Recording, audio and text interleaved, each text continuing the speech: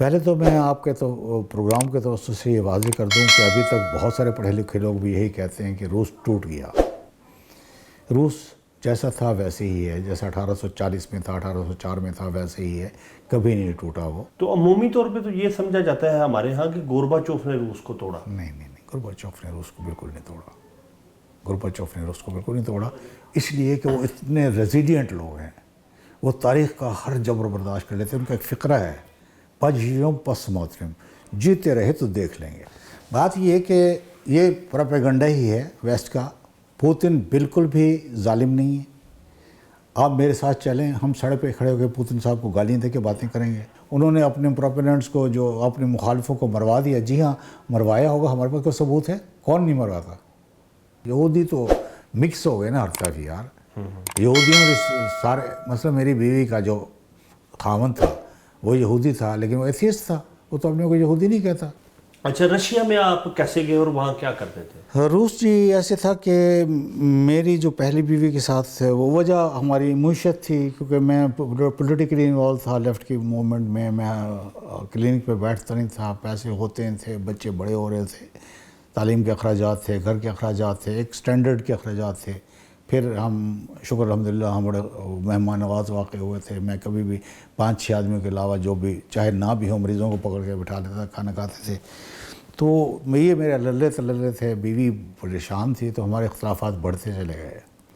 اس اثناء میں جس ایک ہی واحد شخص مظہر گبانی کو میں نے اپنے ہی وہاں پہ روس بھیجا تھا، تو وہ اپنی اس کی دوست نہیں تھی، بیوی تھی، نتاشا کے ساتھ وہ ملنے آ گیا.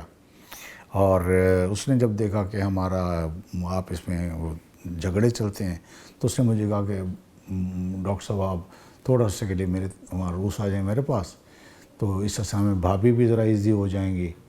تو میں نے کہا اچھا. تو وہ میں ویزا لینے آیا یہاں پہ. جی. تو وہ مجھے اپنے بھائیوں نے اٹھا لیا، وہ ایک علیحدہ داستان لمبی. بہرحال اس طرح میں روس چلا گیا. روس سے پھر میں لوٹا تو اس کے بعد آ کے پھر میں بھتیجا جس نے مجھے اسپانسر کیا تھا، ٹکٹ وکٹ لے کے دیا تھا، میرے پاس تو کبھی پیسے نہیں تھے. 91 کی بات ہے جی 91 1 جولائی 1991 کو میں پہلی بار روس کیا تھا. بالکل صحیح. تو اس نے کہا ہاں بھی ڈاکٹر پھر کاروبار وہاں ہو سکتا ہے. میں نے اس کے لیے کچھ کیا تھا کہ وہاں پہ اس زمانے میں یہی تھا کہ آپ جو جنرل پوسٹ آفس ہے، سینٹرل ٹیلی گراف آفس ہے، اس میں جا کے کھڑے ہو جائیں، لوگوں کی ای میل دیکھ کے ان سے رابطہ کریں، وہ ٹیلیکسس دیکھ کے رابطہ کریں. تو میں کچھ لوگوں سے تعلقات بنا کے آیا تھا، میں کہ ہاں کر لیتے ہیں. تو وہ پھر ہم نے کاروبار شروع کیا. تو وہ بقول فیض احمد فیض کے کچھ عشق کیا، کچھ کام کیا، کچھ پھر عشق دورہ چھوڑ دیا، ایسے ہو گیا. تو جو اردو سروس تھی رشیا جی میں، اردو سروس یہ تھی کہ جب سارا کاروبار تباہ ہو گیا تو بہت ہمارا نقصان ہوا، تقریباً 2.5-3 کروڑ اس وقت کے جو آج بنتے ہیں 20-25 کروڑ روپے. تو وہ نقصان ہو گیا. تو میرے بھتیجا اللہ اسے بخشے، اس کی ڈیتھ ہو گئی 2-3 سال پہلے. اس نے مجھے کہا یار جن لوگوں کے پاس ہے وہ تم لے لو، میں کیا کر سکتا ہوں. وہ ظاہر ہے اس نے جان چھڑوائی. میں بھی جو میرے پاس کچھ پیسے تھے جیب میں وہ میں نے خرچ کر دیے، کچھ بھی میرے ہاتھ نہ آیا. تو میں پھر جس طرح ہوتا ہے، رشتہ دار ہوتے ہیں، دوست ہوتے ہیں، آ جاؤ یار امریکہ آ جاؤ. ویسے بھی امریکہ دیکھنے کی خواہش تو تھی. تو وہ چونکہ وہ روسی پاسپورٹ ملا تھا تو ویزا ایک دفعہ تو انہوں نے انکار کر دیا. چونکہ میں نے جا کے وہ میرے ساتھ ایک ہاتھ ہو گیا تھا، میرے پاکستانی مینیجر جو تھا وہ سارے پیسے ویسے لے کے بھاگ گیا تھا. تو میں نے کہا جی میں پیسے لے کے بھاگ گیا، میں جا کے اسے پکڑنا چاہتا ہوں اس بات پہ. تو یو میں کل ہم. لیکن دوسری دفعہ میں نے پوری فائل بنا کے تو ویزا مل گیا. تو میں چلا گیا وہاں. میرا داخلہ بھی ہو گیا اس میں کولمبیا یونیورسٹی میں، ہاسپٹل مینجمنٹ اور اس قسم کی کسی چیز میں. لیکن پھر میں نے سوچا کہ یار میں کیسے رات کو ٹیکسی چلاؤں گا اور صبح کو پڑھوں گا. تو میں لوٹ آیا جی 1 سال کے بعد. بالکل صحیح. دنیا کے کتنے ملک آپ پھر چکے ہیں؟ گنے جائیں تو میرا خیال ہے 30-31 بنتے ہیں. بالکل صحیح. اچھا ڈاکٹر صاحب، تھوڑی سی اب روس کے بارے میں بات کریں. ایک تو تھوڑا اردو سروس کے بارے میں بتائیے گا کہ وہ آپ کا کیسا تجربہ رہا اور وہ آپ وہاں کیا کرتے تھے اور کتنی دیر وہاں رہے؟ دیکھیے جی، جب میں امریکہ سے لوٹا تو میرے پاس کرنے کو کچھ نہیں تھا. لیکن پاکستان آ کے بھی کیا کرتا، ایک طویل عرصہ ڈاکٹر سے دور تھے، پھر طلاق ہو چکی تھی، تو مسئلے تھے. تو میں نے سوچا کہ کیا کیا جائے. تو سوچ رہا تھا. ایک دن میرے دوست ہیں ظہیر اللہ خان، ان کے چھوٹے بھائی سرفراز پشاور یونیورسٹی میں ہوتے تھے، ریسرچر ہیں، پروفیسر ریٹائر ہوئے ہیں، تو انہوں نے کہا یار مجاہد وہاں پہ ریڈیو میں کام ہے تو وہاں چلے جاؤ۔ میں نے کہا یار میں نے تو کبھی روسی سیکھی نہیں، میں وہاں کیسے کیا کام کروں گا؟ اس نے کہا نہیں تمہارا نو ہاؤ اچھی ہے، تم پولیٹیکل ایکٹیوسٹ رہے ہو، صحافت کو اچھی طرح جانتے ہو، مضامین لکھتے رہے ہو اخبارات میں، تو تم ڈیل کر لو گے۔ لیکن بہت میگر پیسے میں چلا گیا تو بہت میگر پیسے ملتے تھے، نہ ہونے کے برابر ملتے تھے، بیچ میں نے چھوڑ دیا۔ تو پھر ایک اور میں چاہتا تھا مجھے رکھیں ملازمت پہ، چونکہ وہ تو ایسی عارضی تھی، تو انہوں نے ایک اور بعد میں دوست بنے، مکسی صاحب سندھی تھے، وہ وہاں انہوں نے پی ایچ ڈی وغیرہ کی تھی، بیوی بچے ہوئے تھے۔ میں ان سے ملنے گیا تو انہوں نے کہا یار کبھی کبھار میں نہ ہوں تو میری جگہ آ جایا کرو۔ اس طرح میں انڈکٹ ہو گیا وہاں پہ، کبھی پہلے ہاف پے پہ پھر فل پے پہ۔ لیکن پھر میں وہاں ریڈیو کا میرے کام دو تھے، مترجم اور broadcaster, translator and broadcaster. تو میں ان کا سٹار مترجم بن گیا۔ براڈ کاسٹر اچھا نہیں رہا کیونکہ میں بہت تیز بولتا ہوں، بلکہ وہ ہمارا جو آڈیو انجینئر تھا وہ کہا کرتا تھا نیت کلاشنیکوف، نیت کلاشنیکوف، کلاشنیکوف نہ چلاؤ۔ ہم تو کلاشنکوف کہتے ہیں، ویسے تو کلاشنیکوف وہ فیملی ہے بنانے والے کی۔ تو وہاں یہ کوئی میں مختلف ادوار میں ایک چھوڑ کے کوئی 21 برس میں نے کام کیا اور بہت اچھا ایکسپیرینس رہا، بہت اچھا ایکسپیرینس رہا۔ اچھا، اب آپ پاکستانی رشین ہیں؟ نہیں جی، پاکستانی نیشنلٹی میرے پاس نہیں ہے، اچھا، اسی لیے مجھے وہاں مطلب میرے پاس پی او سی ہے، پاکستان اوریجن کارڈ ہے، تو ان کی طرف سے تو ڈوول نیشنلٹی کا سب کے لیے ہو گیا، لیکن ہماری حکومت نے ابھی تک نوٹیفیکیشن نہیں کیا۔ تو ہم اس اوریجن کارڈ پہ جب تک وہ ہوتا ہے اس دوران اپنے ملک میں رہ سکتے ہیں، لیکن جب وہ ختم ہوگا تو یہاں سے بھی وہ رینیو ہو جاتا ہے نادرا سے، اور یا پھر وہ آپ کو وہاں سے جا کے بنوانا پڑتا ہے۔ اچھا یہ بتائیے کہ روس کا جو کولیپس تھا وہ کیوں ہوا اور کیسے ہوا؟ پہلے تو میں آپ کے تو پروگرام کے توسط سے یہ واضح کر دوں کہ ابھی تک بہت سارے پڑھے لکھے لوگ بھی یہی کہتے ہیں کہ روس ٹوٹ گیا۔ روس جیسا تھا ویسے ہی ہے، جیسا 1840 میں تھا، 1804 میں تھا، ویسے ہی ہے، کبھی نہیں ٹوٹا وہ۔ یہ سوویت یونین کا جو ہے تحلیل ہوئی تھی، سوویت یونین میں مختلف ملک شامل تھے، سینٹرل ایشیا کے مرکز، وسط ایشیا کے ملک شامل تھے، اور اس طرف بیلوروسیا وغیرہ شامل تھے، بیلاروس، تاجکستان، نہیں تو اس میں آ گئے نا، سینٹرل ایشیا میں آ گئے، وسط ایشیا میں آ گئے نا، تو یہ شامل تھے، اور ہاں پری بالٹک اسٹیٹ، استونیا، لاتویا، لتوا۔ تو یہ جو ہے نا، ان کو جب یلسن نے اور کرشچوف نے، جو یوکرین کا تھا، اور بیلاروس والے کا نام مجھے بھول گیا، نہیں کرشچوف یہ اور تھے، یلسن تھا روس کا صدر، اور کرشچوف تھا اس کا یوکرین کا، مجھے یہ نام بھول گئے اس وقت، یوکرین کا اور بیلاروس کا، انہوں نے مل کے ایک بیلاروس میں ایک جگہ تھی، وہاں مل کے طے کر دیا کہ سوویت یونین ختم کرتے ہیں۔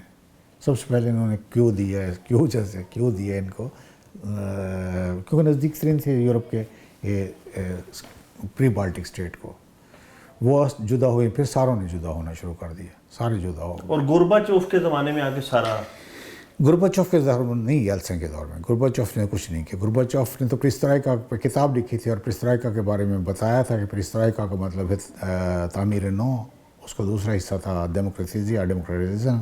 ڈیموکریٹائزیشن۔ تو تعمیر نو کا مطلب تھا اکانومی کی تعمیر نو، ڈیموکریٹائزیشن تھا اداروں کی ڈیموکریٹائزیشن، اور گلاسناس کا مطلب تھا اظہار آزادی، یہ تھا۔ لیکن یلسن نے آ کے جب وہ ایک طرح سے قبضہ کر لیا، مطلب روس بنا دیا۔ تو عمومی طور پہ تو یہ سمجھا جاتا ہے ہمارے ہاں کہ گورباچوف نے روس کو توڑا۔ نہیں، گورباچوف نے روس کو بالکل نہیں توڑا، گورباچوف نے روس کو بالکل نہیں توڑا۔ نام آپ کو اس میں سے انٹرنیٹ پہ مل جائیں گے، مجھے نام یاد نہیں ہے کہ ان کے نام کیا تھے، وہ 3 صدور تھے، یہ روس کا، بیلاروس کا اور یوکرین کا۔ تو ہاں کچما تھا یوکرین کا، اور دوسرے کا نام میری فیملی بھولی ہوئی ہے۔ یہ تینوں نے مل کے ایک بڑی مشہور جگہ یہ طے کیا تھا کہ اب سوویت یونین نہیں ہوگا۔ سوویت یونین ٹوٹنے کی، سوویت یونین اندمال کی وجہ یہ تھی کہ بے تحاشا سبسڈیز دی ہوئی تھیں لوگوں کو، ہر طرف سے اتنا زیادہ اخراجات ہوتے تھے. ایک دوسرا دنیا بھر میں جو ہے امداد پہنچائی جاتی تھی. وہ جیسے میں نے پہلے بھی آپ کے دوسرے پروگرام میں عرض کیا تھا کہ میری طرف سے تو 5 ارب چلے گئے, لیکن اس کو 5 لاکھ ملے, اس کو 50 لاکھ ملے, اس کو 3 لاکھ ملے, تو وہ تو کہتے ہیں ہمیں کچھ نہیں ملا, اور میں تو کہتا ہوں میں تو خالی ہو گیا. تو اس طرح یہ امپلوڈ ہوا, اندر ٹوٹا, جیسے ایک تو ہوتا بوف, ایسے نہیں یو ڈش, ایسے اندر کی طرف امپلوڈ ہوا, اور امپلوڈ ہو کے پھر اس کے حالات خراب ہو گئے تھے, اچھے بھلے خراب ہو گئے تھے. یلتسن کے دور میں سارے حالات خراب ہی رہے. پھر یہ KGB کا ایک پروپوننٹ تھا ولادیمیر پوتن, یہ آئے برسر ایک خاص طریقے سے لائے گئے, اور اس کے بعد انہوں نے چیزوں کو درست کیا. وہاں پہ جو مافیا تھی, مافیا کیا تھی, وہی پرانے کمیونسٹ جو موقع پرست تھے, انہوں نے گنڈوں کے وہ بنائے ہوئے تھے, جتھے بنائے ہوئے تھے جو لوگوں سے بھتہ لیتے تھے, اس کو ختم کیا. اور جو یا تو وہ کاروباری ہو گئے یا ان کو جیل جول میں ڈال دیا, اور باقی جو تھے جو جنہیں اولیگارکس کہتے تھے, وہ لوگ جو تیز تھے اور انہوں نے اس ٹوٹ پھوٹ کے دوران بے تحاشا پیسہ کمایا تھا اور بہت امیر ہو گئے تھے, ان میں سے کچھ کو جیل میں ڈالا اور کچھ کو اپنے ساتھ کیا, اور اس طرح اس نے ٹھیک کر دیا تھا. لیکن مغرب نے کہا اچھا تو کر لے جو کرنا ہے, ہم تیرے ساتھ کرتے ہیں. لیکن یقین جانیں روس کو کچھ بھی نہیں ہوگا.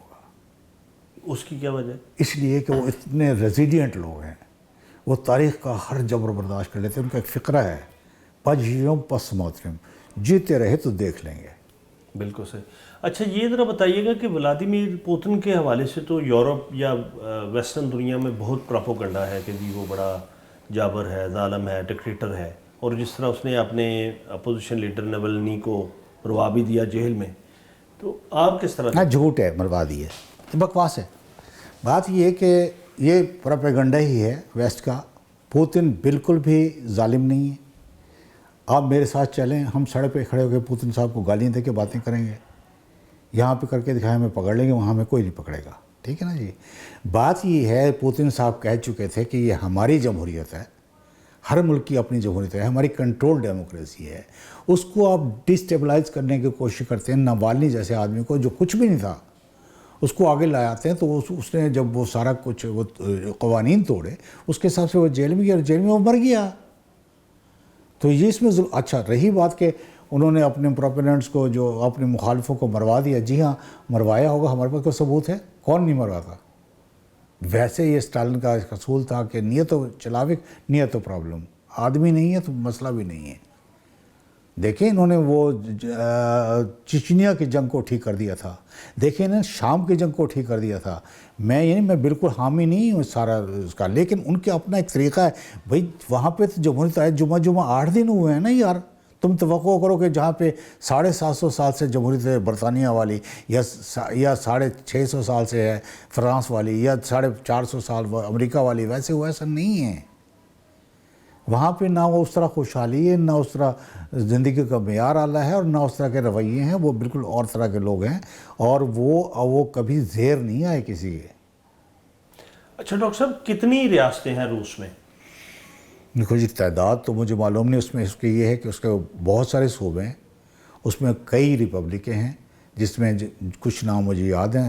ریپبلک تاتارستان جن کا اپنا صدر ہوتا ہے, داغستان, چیچنیا, کراچائیو چرکیسیا, پھر اور بھی ایون یہودیوں کے آٹونومس ریپبلک ہے.